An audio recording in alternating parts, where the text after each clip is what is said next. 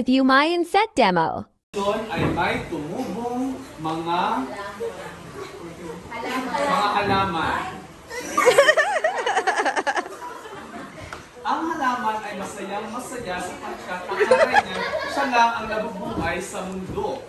Ngunit, nakita ito ng tipaklong.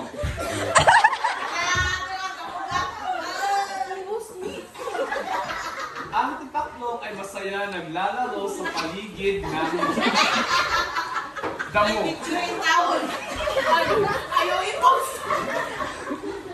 Hindi namamalayan ni Tipaklong na sa kanyang paligid ay naroon si Palaka. At dahil gutom na gutom si Palaka, kinain niya si Tipaklong.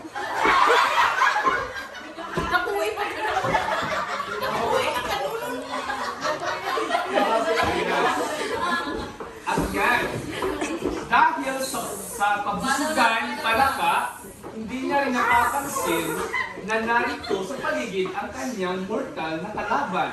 Yun ay ang walang iba kundi ang mga ahas. Nabuyagi sa... Anaconda! Anaconda na sa ini! At agad kinain ng mga ahas ang Palaka. At yan, namatay na nga si Palaka. At malayang na mamasyal ang ahas sa barangay Bangsud. Yan.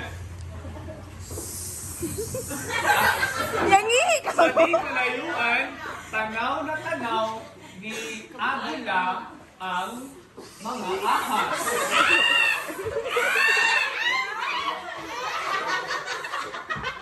At tinaay.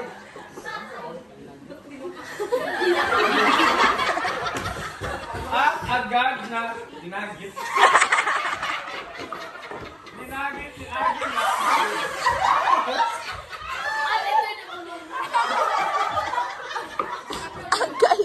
At dinala ni Agila ang ahas sa kanyang Halaon hon! Ano ka ga? ang mga ahas.